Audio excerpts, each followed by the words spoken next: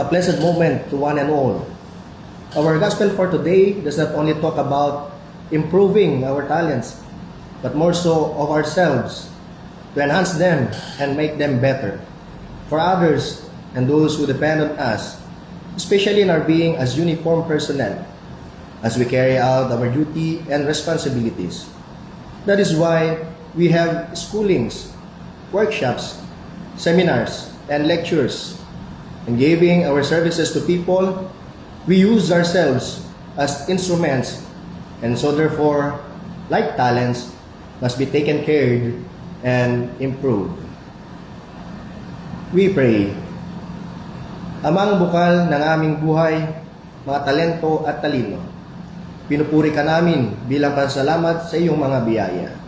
Naway, sa kapamakan kami laging iadya at mga sarili alagaan para sa kawang gawa sa kapwa.